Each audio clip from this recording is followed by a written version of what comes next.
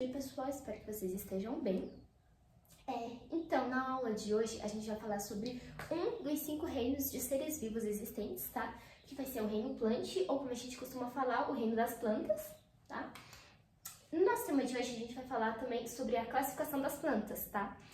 E a gente precisa compreender a história evolutiva das plantas e as principais características morfológicas associadas a esse processo, e também reconhecer as características dos 4 grandes grupos de plantas, que são as briófitas, as pteridófitas, as gimnospermas e as angiospermas, tá? Então, vamos começar aqui com briófita. Vocês conhecem briófita?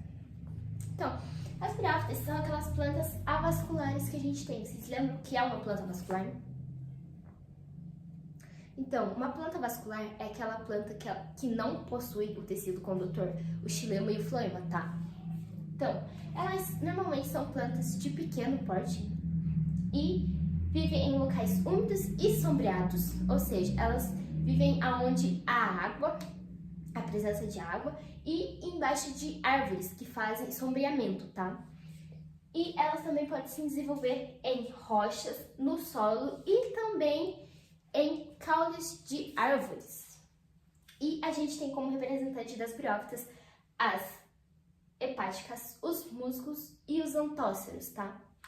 Como eu falei aqui, no grupo das briófitas, a gente tem 3 filos, que são as marcanciófitas, as hepáticas, né, como a gente costuma falar, porque elas se assimilam a fígados, por isso que a gente deu o nome de hepática. As briófitas mesmos, que são os musgos, e o filo antocerotófita, que são os antóceros, tá? Então, eu não vou entrar muito em detalhes sobre o ciclo de vida de briófitas, de plantas, né, no caso, porque a gente vai ter uma aula só sobre isso, tá? Então, mas só para adiantar, as briófitas, elas podem reproduzir tanto sexuadamente como assexuadamente.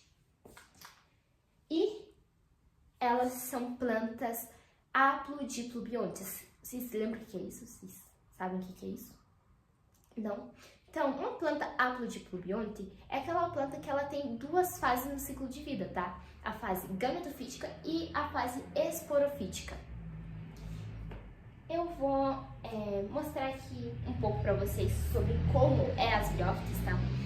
A gente não fala que as briófitas são plantas verdadeiras. Por quê? Porque elas não possuem tecido condutor, tá certo? Mas ela também se difere muito das outras plantas, tá? Por quê? Aqui, em vez de a gente ter raiz caulifolha, a gente tem a presença de rizóides. Eles vão se assimilar a raízes, vão fazer aquela parte de sustentar a planta no substrato e também retirar água, tá? E a gente tem o caulídeo, que ele vai se assimilar a um caule, mas ele não é um caule. A gente também tem a presença de filídeos, tá?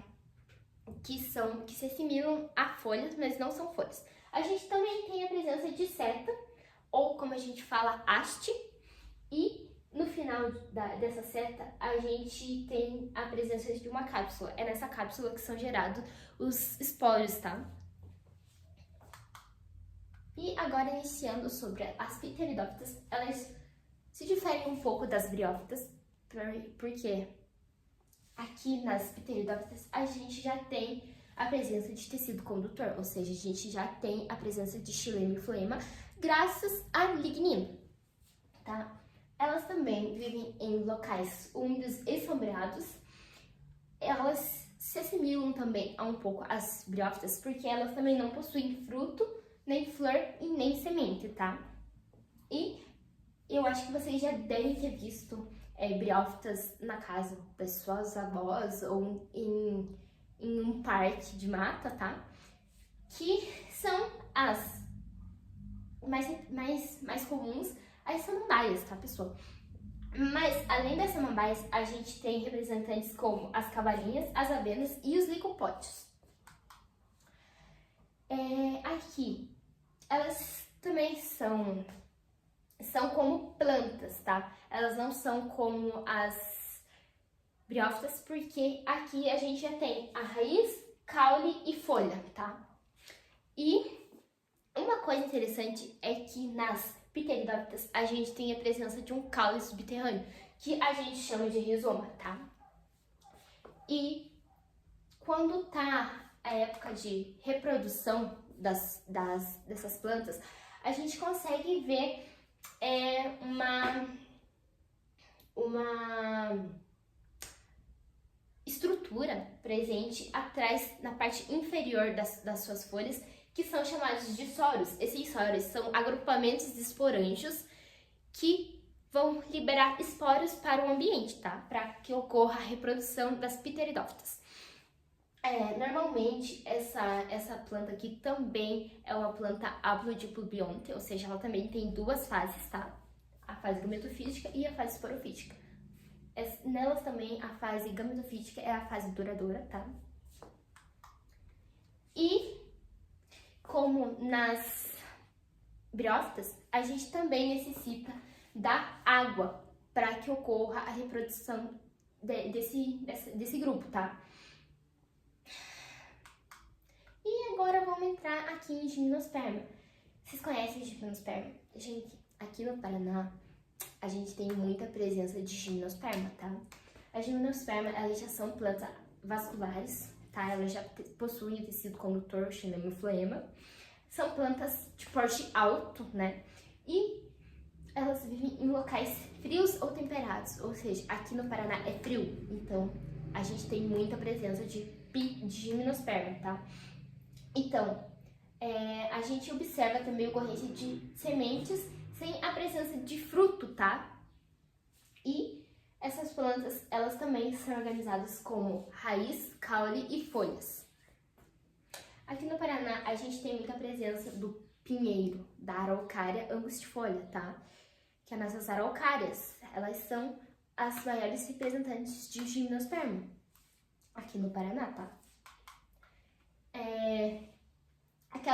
Os estróbilos, eles são chamados de cone ou, na realidade, né, eles são mais estruturas que possuem folhas modificadas para produzir esporos, que são as nossas chamadas pinhas, né? E o ciclo de vida das gimnospermas é bem mais complexo do que os outros, tá? Porque a gente não vê a presença dos gametos masculinos, tá? Que necessitam da água, com exceção de uma espécie que vai ser a ginkgo.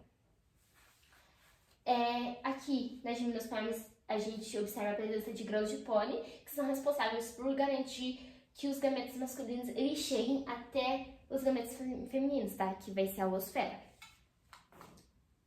Existem 4 filos nas gimnospermas, tá? Que são as coníferas, as cicadófitas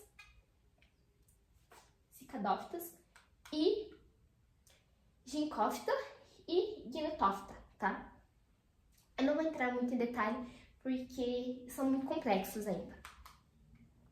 E agora, para terminar a parte de angiosperma, eu acho que todo mundo conhece uma angiosperma e tem uma angiosperma no seu quintal. A angiosperma, elas são a maior parte de planta existente, tá? Aqui na nossa terra. Então, elas vivem em diversos habitats, ou seja, elas podem viver em lugares frios, lugares quentes, qualquer, tá?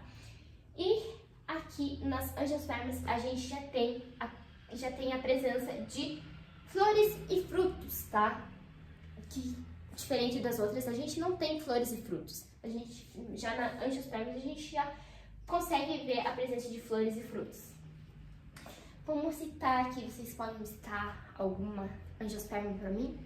Tá, maracujá, aqui como tá na flor, na foto, né? Maracujá, as orquídeas, os coqueiros. Tem mais? Pissegueiro também é. Tá, continuando. Como eu já disse, aqui elas também são plantas vasculares, ou seja, elas possuem xilema e floema. Aqui elas são plantas mais complexas que a gente tem, porque a gente já tem raiz, folha, caule, fruto e semente, tá?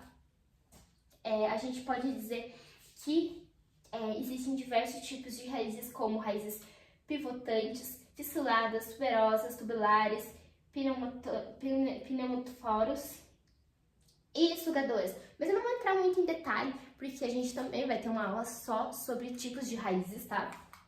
E aqui as folhas também, elas têm diversos tipos de folhas. E também o caule. O caule também pode ser diferenciado como caule lenhoso, como hastes, estipes, colmos e suculentos, tá? E nas angiospermas a gente divide ela em dois grandes grupos, que são as monocotiledôneas e as dicotiledôneas, tá? Que isso daí vai se basear no número de cotilédons. E agora eu vou passar para vocês uma atividadezinha, eu espero que vocês respondam.